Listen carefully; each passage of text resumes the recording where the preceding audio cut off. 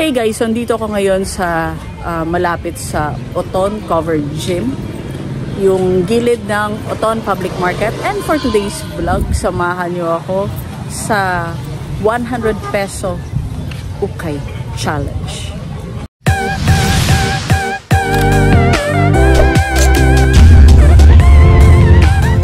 Years ago guys, meron akong 200 pesos na ukay-ukay challenge, which nag-fail ako doon. So ngayon, try natin yung 100, baka maging successful and baka kami tayong makuha dito.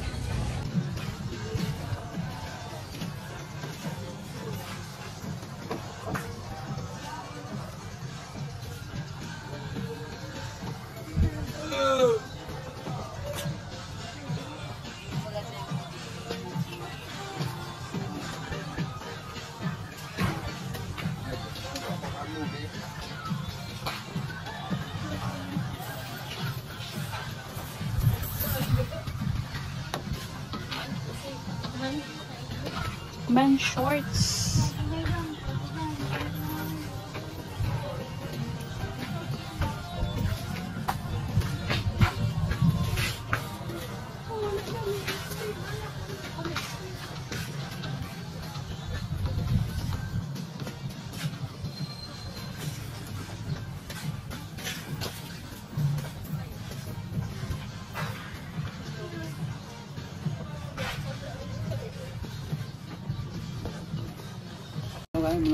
Sige guys, may nakuha ko dito ang pedal. Di ba ang ganda? 10 pesos. Diba? So yun guys, ito na yung nabili namin. Dalawa for 20 pesos. And yung kaibahan dito guys, wala silang plastic. Ito yung ginagamit nila. So alam niyo na, huwag niyong dalhin yung mga plastic niyong kaibigan dito. Bawal. So Sunday pa lang ngayon guys. So ayan, wala pang mga masyadong dito, mga mang-uukay. Ayan. Hi. Sisigaan na mga pangit kami ma. Hindi.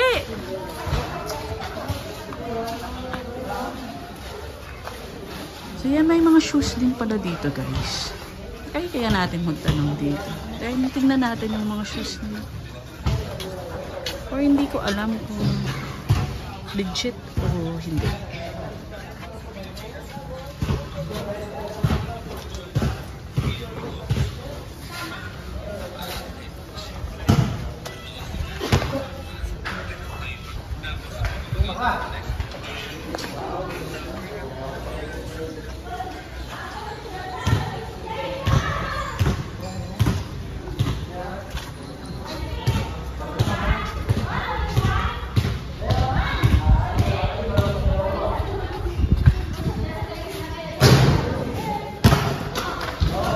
Legit ba to?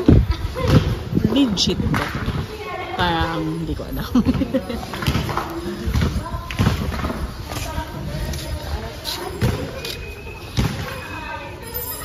Daming shoes guys.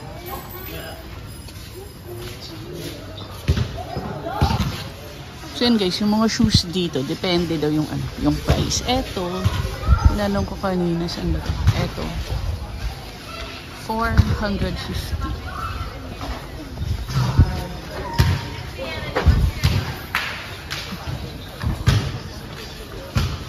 But dito naman sa baba, 150 pesos. So, parang kapareho nung sapatos ko. Parang lang, parang. So, eto guys. SB, Nike SB. 350, pero pwede daw tumawad no, hanggang 300.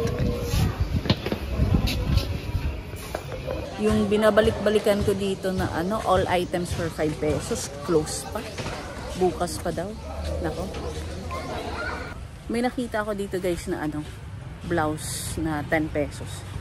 Wala na kasing 5 pesos, so 10 pesos tayo. Tingnan natin.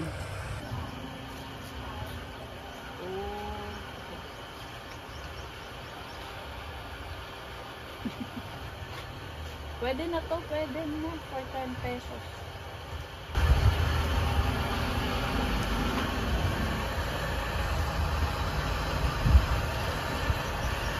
lang.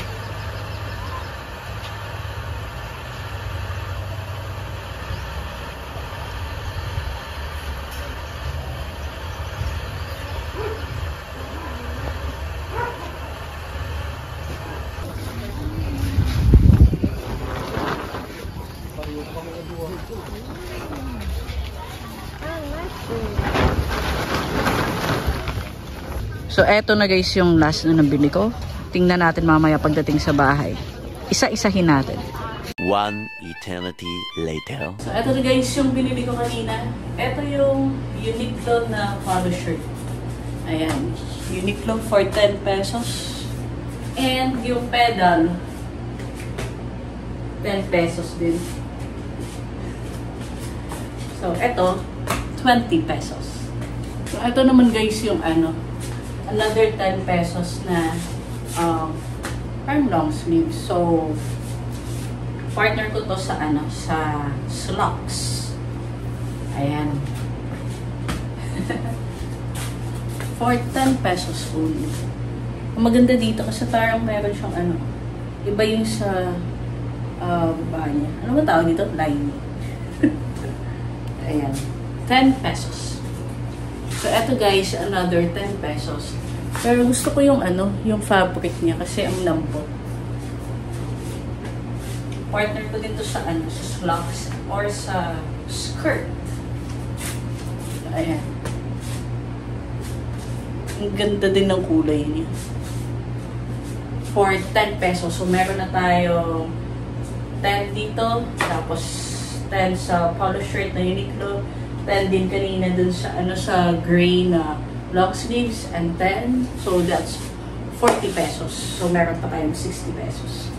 Ito guys, another Uniqlo na long sleeves. Kasi hindi ko lang na-notice, meron pala siyang stain. So, sana makuha yan sa Zonrox. So, yan.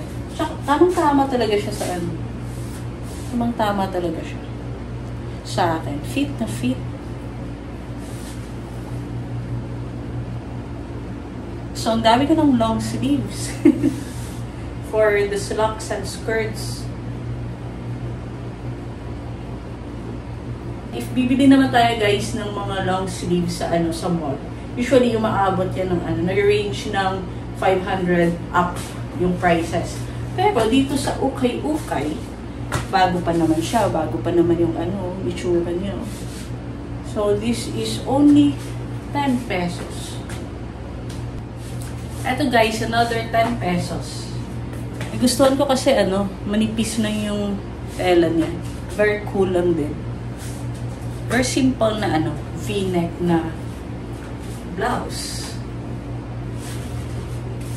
So, parang purple yung color niya.